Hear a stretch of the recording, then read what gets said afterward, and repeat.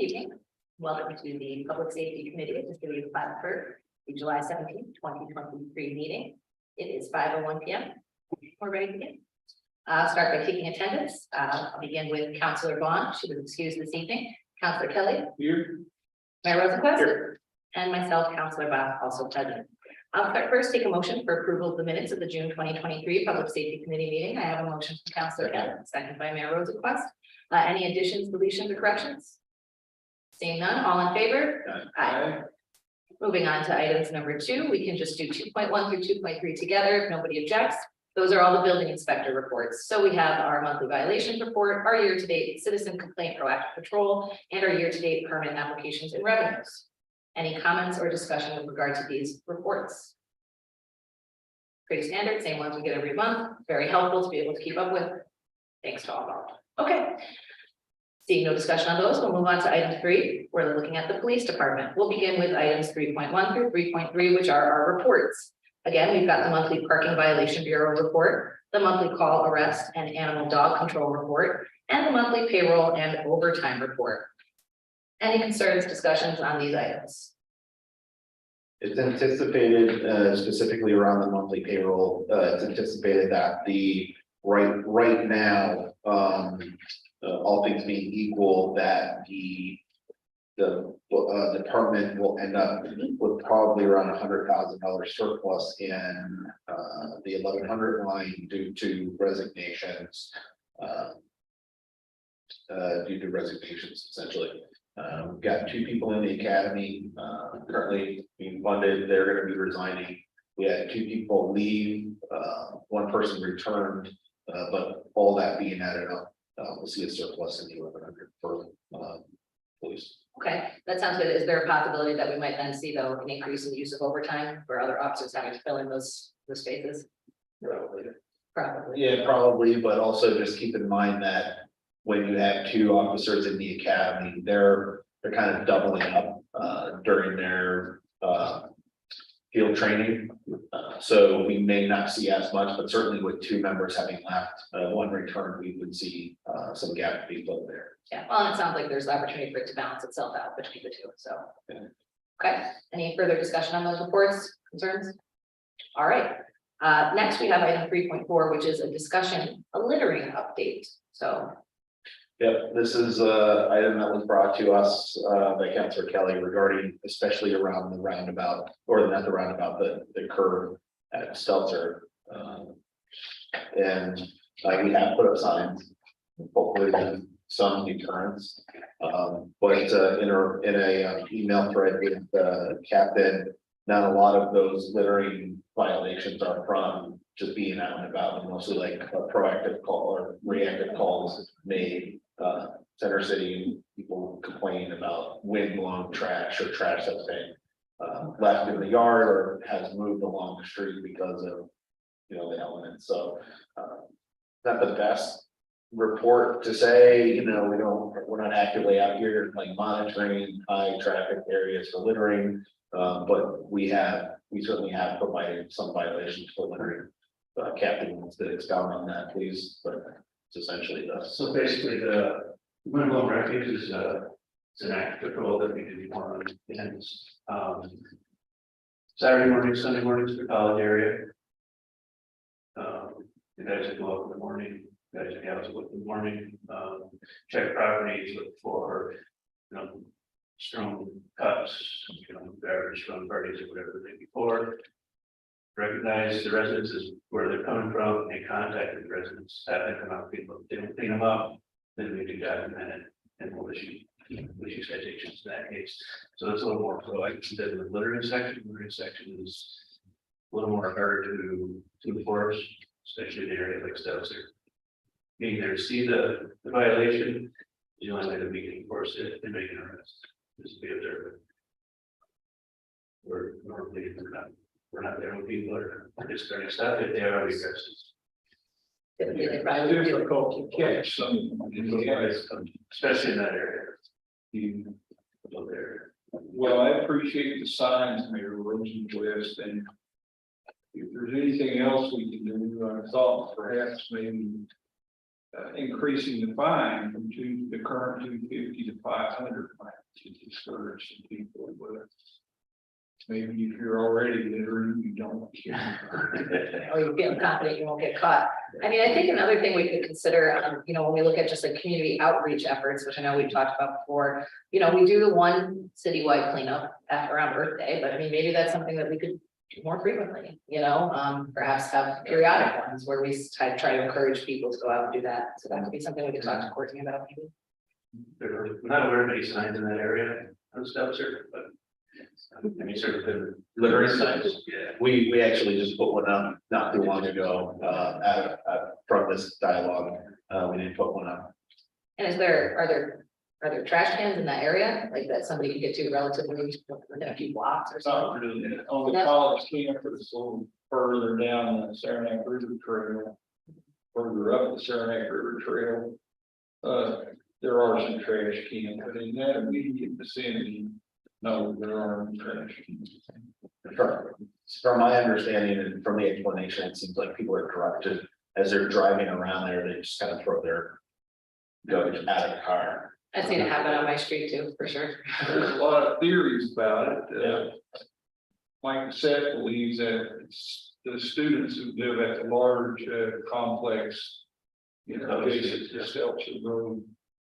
He thinks they're the culprits. Who knows? Although this summer I have noticed there's been a little bit less litter there, but this was originally brought to our attention by a constituent who lives on Stelzer Road, lives right down in the corner, and he goes up quite often himself and picks up litter. But he wants us to consider putting a camera there. And I don't know if that would deter litterers I mean, they're probably, I mean, whether they're gonna see it or not. Deter them from doing it, I don't know what that would be, the camera. Cameras are nice to have, you have a nice video of, your license plate video. Or somebody you don't know, even that instance, you still would have to get an ID on the person. It would be something we could observe, because we'd have to do. Would hurt to try, for sure. Okay. But also we have to consider the resources that go into implementing and monitoring Yeah. too, so. Well, it sounds like even if you have the person on video and maybe have his license plate number. The license plates are always nice, for sure. But if it's difficult to identify the driver. But they can always say, oh, I wasn't driving. Yeah. I can imagine a lot of other things happening. Well, we appreciate your efforts. Thank you, no problem. And we'll continue, I think, as a council, I think we can continue to think constructively, maybe about ways to engage the community, in not littering and cleaning up litter. Okay. Any further discussion on the littering hobby?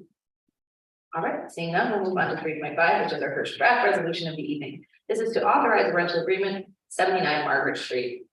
Got a motion from Mayor Rosenquist, second by Councilor Kelly. Any discussion on this item? This is the community engagement center, right now Logan, Barrett, Officer Barrett, functions out of this, building. And, as you can see, this is paid out of the community center funds. That fund is, there's a donation amount that goes into there, every year. And we just hope, you know, we work with those community partners to continue that effort, because it is a joint effort. It's not just Plattsburgh CDPD, but it's also a number of community groups that contribute to that facility and that initiative.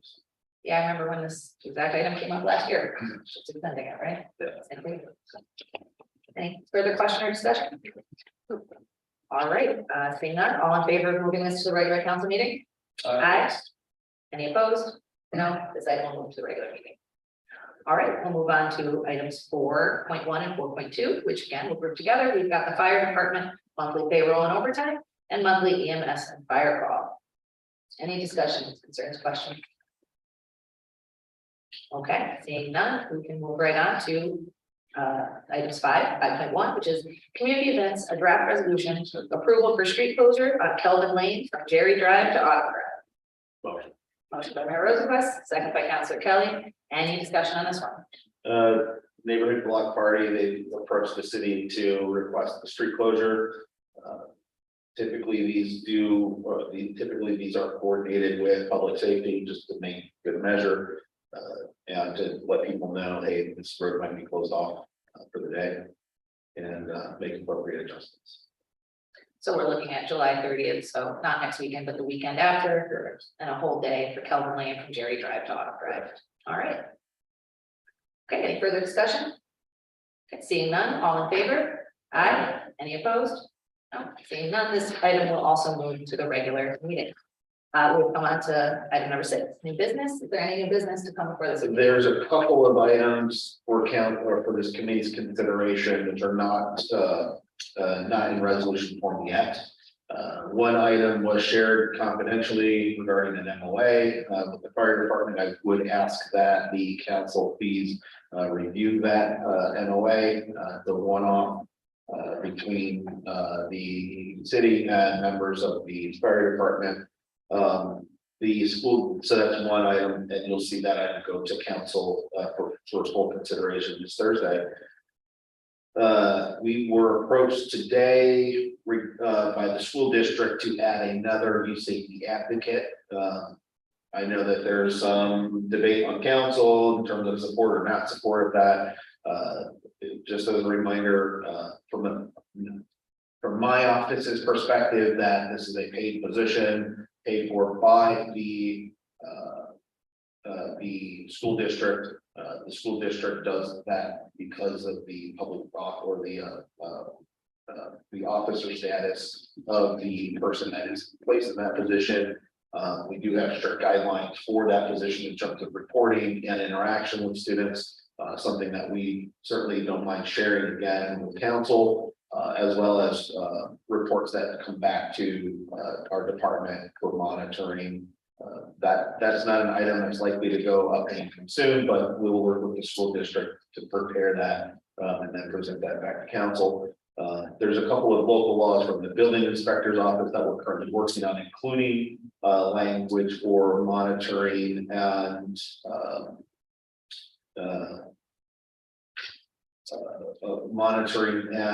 oversight for short-term rentals, downtown garbage, and a number of other initiatives that Joe's office is working on to address some of these concerns that have been coming up more often. So again, not anything that we're ready to present, but council should know that we are currently and actively working on some of these items.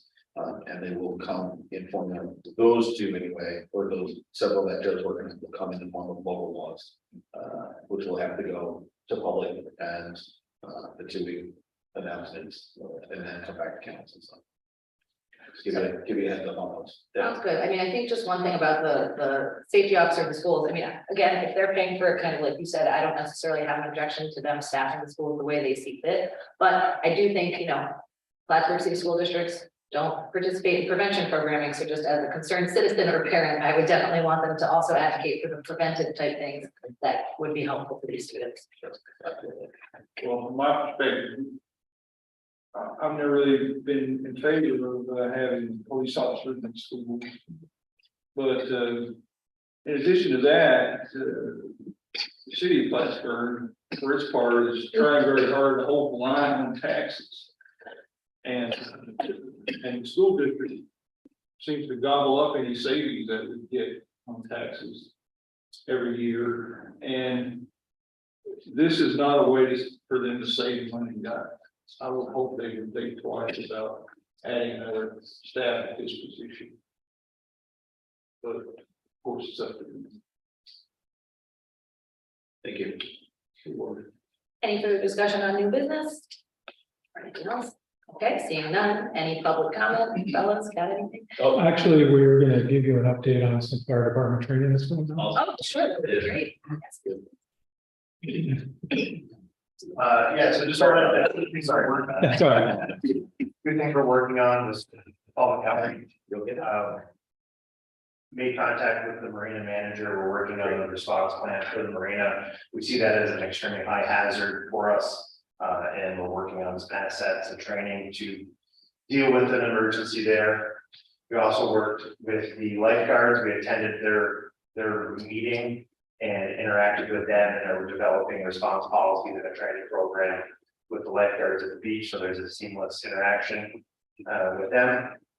This Thursday and Friday, we're working with a colleague agency, Air Methods. They provide emergency medical air transport via fixed wing and helicopters. They will be landing a helicopter in the US Oval for us 2 days. And to work on our interoperability, radio wise and landing zone wise, so we're able to work with them should the need ever arise. We're also working with the. You need a dummy to like, be loaded into the. Let me know. Volunteer ready to go. And then just today, we worked with Plattsburgh State Physical Training. Their agency in the past for hockey games and things like that, they're athletic trainers. So we are organizing a joint training with them as well. So when they have an athletic injury that occurs, there's a seamless transition between our agency and theirs. So we've got a lot of outreach going on, involving other agencies in the community, and just it's our image out there and just makes for a seamless transition there. And we'll do that. Thank you. Excellent. Thank you so much. Thank you. Okay, well, I'm glad we got that. We got that for the public comment. Is there anything else from anybody? All right, so seeing nothing further, I'll need to take a motion to adjourn. Got a motion from Councilor Kelly, I got a second from Mayor Rosa Quest, all in favor? We're adjourned. Thanks, Lex. Thank you.